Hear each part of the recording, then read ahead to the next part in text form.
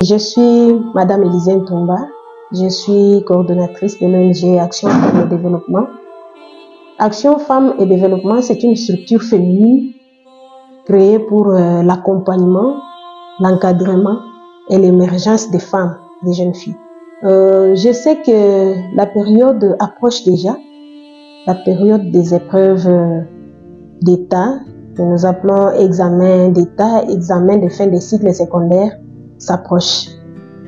Je me demande s'il y a eu déjà un plan d'accompagnement préparé au niveau des institutions scolaires. Parce que la réussite, comme vous le dites, vous me demandez pour savoir comment les élèves peuvent se préparer, et surtout les filles, comment elles peuvent se préparer pour aller présenter mieux ces épreuves et espérer une bonne réussite. En tout cas, la responsabilité est partagée. La responsabilité est partagée par rapport à cette question. Nous voyons la part des choses, nous voyons la responsabilité des institutions scolaires, il y a la responsabilité des parents, il y a aussi d'une autre part la responsabilité aux élèves elles-mêmes. Les élèves, je parle surtout des filles, hein. Oui, là, parce que si, d'une part, cette responsabilité, si elle est biaisée à un certain niveau, alors la réussite sera aussi en décadence. Oui, personnellement, je suis une femme, j'ai été aussi fille, j'ai été élève, j'avais bénéficié d'une éducation scolaire, parentale, comme on le dit, mais au niveau de mon éducation scolaire, lorsque nous avons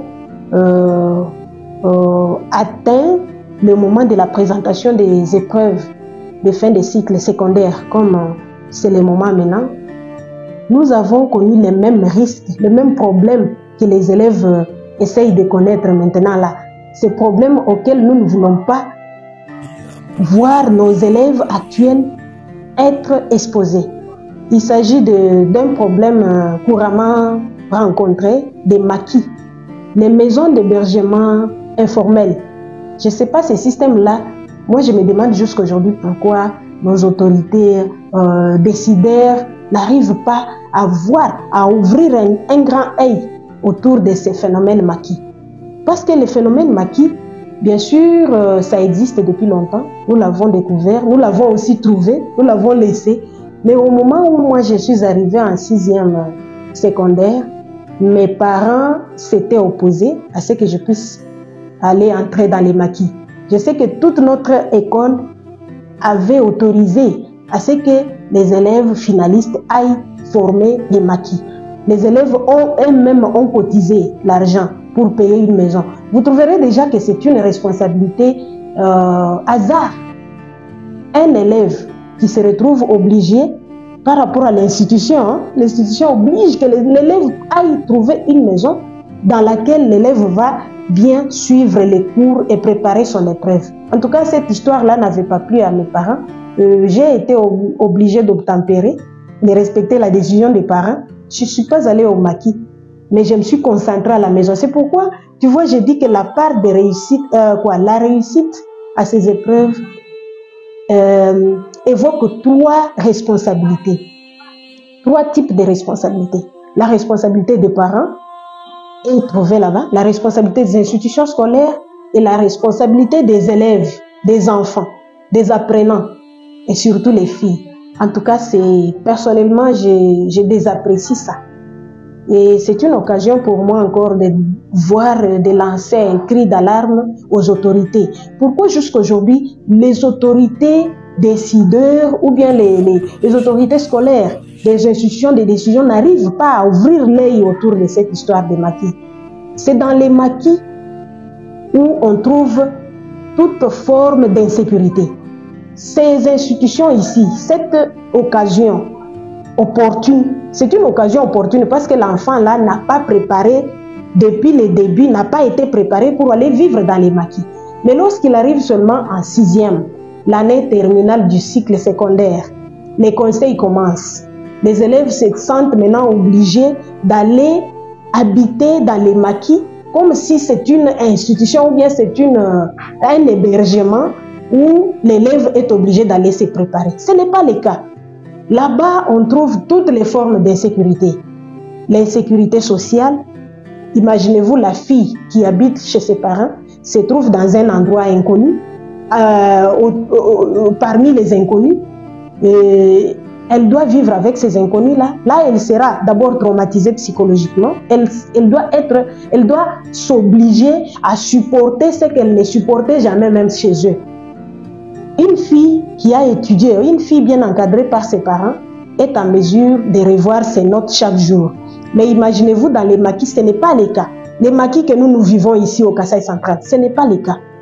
Là-bas, on trouve que la fille, elle devient mère de cette maison-là. La fille devient femme, épouse dans cette maison-là. La fille est obligée à répondre à tous les besoins de ces garçons qui sont dans ces maquis, comme si elle est devenue leur bonne. Et c'est dans les maquis, certaines maisons, comme j'avais vu dans d'autres quartiers, les maisons des maquis là, les hébergements informels là, les élèves adoptent des bonnes ou des domestiques. Les élèves adoptent des experts. Ils pensent que ce sont des experts qui viennent répondre à leurs questionnaires, des experts qui viennent leur donner des réponses frauduleuses, les experts qui viennent répondre à leur carnet. Au moment où ils seront sur les bancs de l'examen, ils trouvent toujours des différences. J'ai rencontré un élève l'année passée qui me disait qu'il avait bien maîtrisé les carnets le soir dans les maquis. Et quand il est arrivé sur les bancs, il a trouvé des questions différentes. Lui avait maîtrisé toutes les assertions du questionnaire, mais sur les bancs de l'épreuve, il a trouvé des assertions différentes. Mais je lui ai posé la question, pourquoi tu as mémorisé tous ces questionnaires-là? Et maintenant, qu'est-ce que tu as fait? J'ai répondu comme moi j'avais mémorisé là. Je n'ai pas eu le temps de lire ça. J'ai commencé à répondre les assertions positives comme je les avais répondues dans le carnet, dans les maquis. Vous voyez déjà que c'est une mauvaise conséquence, une conséquence très mauvaise. Et cet enfant-là, qui n'a pas eu le temps de préparer son cerveau, mais qui a eu le temps juste de mémoriser les questionnaires dans les maquis, un questionnaire qui possède des réponses frauduleuses, des réponses fournies par un expert engagé déjà dans les maquis, c'est déjà une porte ouverte à la délinquance, parce qu'il n'a pas eu le temps d'asseoir son cerveau, de rendre à son cerveau un travail dur, mais il a eu le temps de maîtriser une réponse frauduleuse. Donc pour moi, je désapprécie ça. Moi je pense qu'au lieu de retrouver nos jeunes filles, les filles qui constituent l'avenir de demain, on trouve la fille qui va attraper la grossesse dans les maquis parce qu'elle est devenue mère là-bas. Et d'autres institutions même, certains enseignants, comme je le disais que la part est partagée là, la part des responsabilités est partagée. Il y a des institutions scolaires qui soumettent les filles au marchandage. On dit que l'expert va nous amener des enveloppes de questionnaires déjà répondus et on prend les jeunes filles, on les soumet à ces responsables-là. Non, vous devez aller répondre à ces besoins parce qu'ils nous donnent des réponses. Vous trouverez ça normal. Et la fille attrape une grossesse là-bas. Parce que on nous avait dit qu'on va nous donner des réponses. On m'a appris comme ça, je ne savais pas. Parce qu'elle est dans les maquis. Elle est devenue femme de tel élève, femme de tel enseignant. Elle est violée là-bas. Elle est soumise à des conditions difficiles. Elle est traumatisée. Elle développe la peur. Et tout ce qui peut être insécuritaire là-bas est normal. Voilà pourquoi moi je désapprécie ça. Et comme la part des responsabilités partagées, je pourrais voir comment les institutions scolaires vont assurer leur responsabilité dans l'engagement qu'ils ont pris en faveur de ces enfants, de ces élèves et surtout les filles. En tout cas, moi, je suis en train de solliciter personnellement, en tant que structure d'accompagnement, je vois dans ces filles, les finalistes, les actuels finalistes, je vois en elles les futurs responsables. C'est pourquoi je demande à ces trois types de responsables, d'abord aux institutions scolaires et aux responsables décideurs, de voir comment assurer d'abord une bonne préparation technique et mentale, stratégique à ces enfants. S'il y a un plan élaboré, un plan de révision mieux planifié, l'enfant n'aura pas le temps d'aller vivre la fraude là-bas ou bien d'aller corrompre, d'aller assister à cette corruption-là nocturne souvent. Et dans les maquis, ça se fait la nuit. Là, les enfants payent et ils reçoivent des carnets de fraude dont les réponses ne sont pas vraies. Les réponses de tous ces carnets-là ne sont pas vraies. Et imaginez-vous un enfant qui va céder de son sexe, par exemple, l'argent, et se retrouve exposé au vol, au viol, à toute forme d'insécurité et à toute forme de traumatisme physique, sexuel, moral, intellectuel, même éducatif. L'enfant et surtout la fille perd l'éducation propre de ses parents dans ces milieux-là. Donc, pour moi, je pense d'abord aux structures scolaires, de voir comment organiser une bonne période de révision, un bon plan de suivi et de supervision, qu'ils voient comment assurer un suivi auprès de tous les enseignants. Parce que dans le cadre de l'éducation, de l'enseignement supérieur, l'enseignement primaire, secondaire et professionnel, il y a un cadre de supervision. Si ce cadre-là peut bien travailler, c'est pendant ce moment. C'est pendant cette période que le cadre-là doit nous montrer le bien fondé de son travail.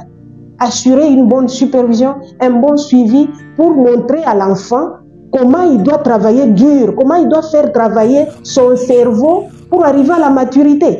Quand l'enfant revoit la matière chaque fois, l'enfant sera capable de répondre à toutes ces questions-là. Et aussi la part de responsabilité des parents. Vous voyez que nous sommes dans une zone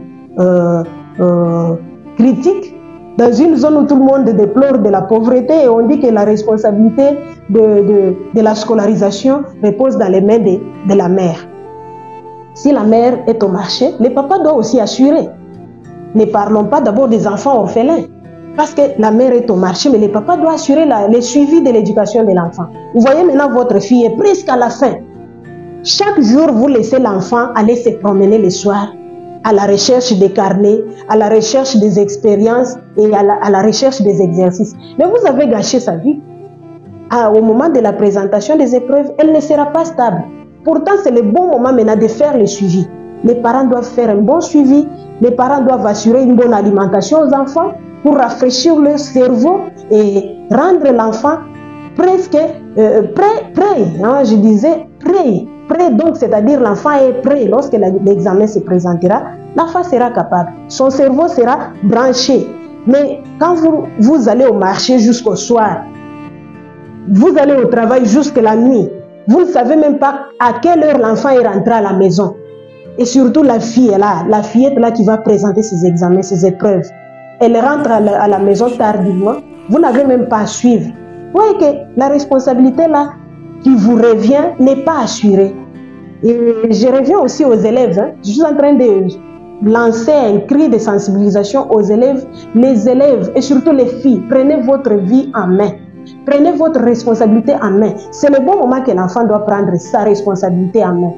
L'enfant et surtout l'élève fille doit considérer, doit avoir la confiance en elle-même. Donc, c'est-à-dire considérer ses propres capacités. Quand l'enfant ou la fille arrive à dire que moi, je sais que les examens seront durs et surtout les tests ou les questionnaires dans la mathématique, les questionnaires dans le français, les questionnaires dans tel ou tel domaine seront durs. Ça, c'est toujours réservé aux garçons. La fille s'est déjà découragée. Mais lorsque la fille est en train d'étudier, convaincue, considérant ses propres capacités, considérant qu'elle a bien évolué de première, deuxième, troisième, quatrième, cinquième, aujourd'hui elle est en sixième, elle va réussir. Là, la fille doit être déterminée. Nous sommes en train d'implorer à ces parents-là qui ont des filles, qui vont envoyer les filles à l'école, de convaincre les enfants à considérer leurs propres capacités. Donc, c'est ça qui va amener l'enfant à développer le sens des responsabilités dans le futur. Lorsque vous dites toujours à l'enfant, les examens c'est difficile, sache qu'il faut déjà préparer ton cerveau à aller au mariage. Prépare ton cerveau, si tu réussis, tu ne réussis pas, mais tu dis non, ça, vous l'avez déjà découragé. Cultiver des comportements qui redynamisent la conscience de l'enfant à la maison, dans les milieux scolaires, dans les églises, que les prédications apportent un réconfort à l'enfant, que la fille apprenne qu'elle est capable, elle a étudié, elle a un cerveau, elle a une tête, elle a une intelligence, elle est capable d'aller affronter ses épreuves et réussir. Voilà l'essentiel. Je demande d'abord aux encadreurs des finalistes de compter sur leur propre conscience. assurez le travail comme vous avez prêté serment. Assurez le travail d'encadreur. Un encadreur n'est pas un parent. Un encadreur, c'est comme nous sommes une structure d'accompagnement et d'encadrement.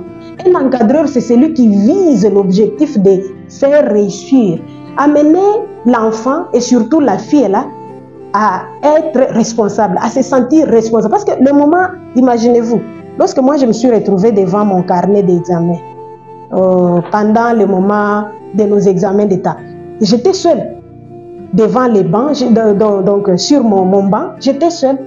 Les carnets étaient sur ma banquette, ma tablette plutôt, et mon stylo. Donc je n'avais que mon carnet, mon stylo et ma carte. Ça aussi, nous appelons ça une documentation de l'élève. Les parents doivent assurer la documentation de l'élève ici, maintenant. Ce n'est pas attendre le jour de l'examen pour savoir si l'enfant a une carte, si l'enfant a un stylo, si l'enfant a un uniforme, si l'enfant a une tenue, si l'enfant aura les souliers, si l'enfant aura quel type de tresses.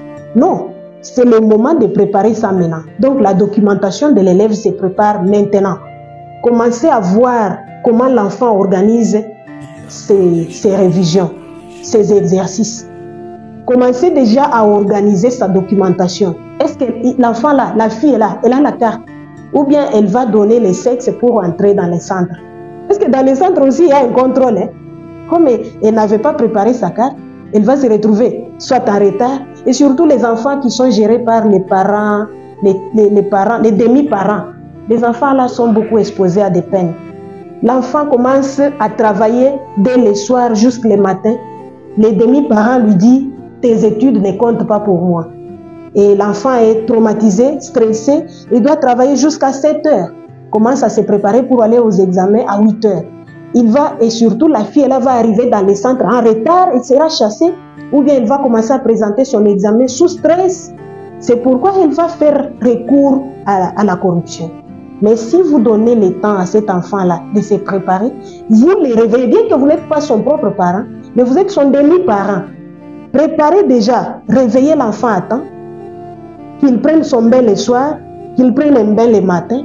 Vous l'avez réveillé, s'il y a un thé qu'il prenne, à temps.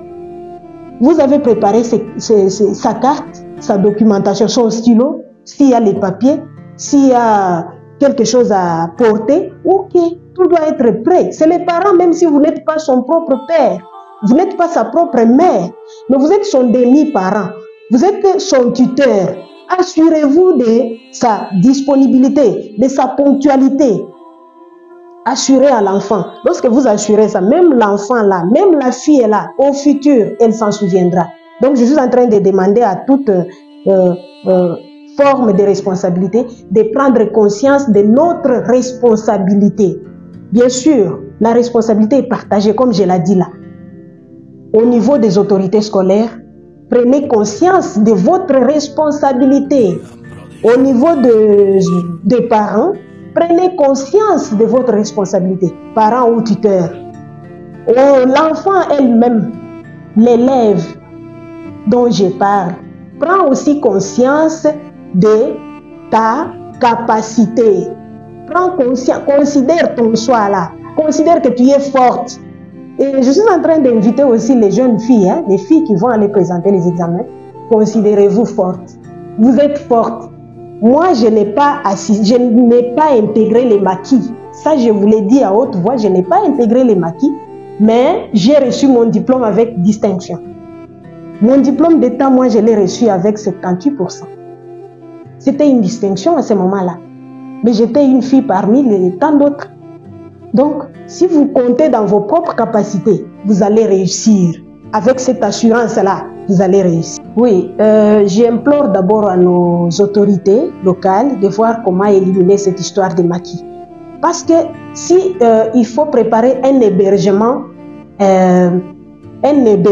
opportun au moment ou bien pendant la période des examens, si les autorités scolaires peuvent prévoir la construction de certains centres reconnus, centres officiels dans lesquels les enfants seront encadrés pendant cette période avec des motifs peut-être d'exercice, soit de révision, accélérer une révision accélérée, une accélération des exercices. À ce moment-là, nous pouvons comprendre parce que là, il y aura la sécurité, il y aura les agents de la sécurité seront dedans et l'enfant sera en sécurité. Même l'élève, la fille, elle-même va se sentir en sécurité. Mais tant que cela n'est pas encore fait, il n'y a pas de centre officiel de l'État d'hébergement pendant la période des examens. En tout cas, cette histoire des maquis-là doit être vraiment éliminée. J'implore aussi aux autorités scolaires de rester un peu vigilants pour ne pas permettre que les filles aillent encore dans les maquis, qu'on puisse toutefois multiplier les cas de violence, les cas de grossesse non désirée, les cas des abandons scolaires, parce que la fille s'est retrouvée enceinte, c'est fini, sa vie s'arrête là-bas. Et si les parents n'ont pas la possibilité d'accompagner cette fille enceinte, c'est fini. Elle va, si le mari, et surtout pendant cette période, le mari n'est pas toujours reconnu, le mari ne va pas se prononcer. Les responsables de la grossesse ne vont pas se prononcer. Donc, moi, je suis en train d'implorer la responsabilité de nos autorités scolaires de rester vigilants. Rester vigilants. Voyez comment éliminer et combattre cette histoire des maquis pendant cette période.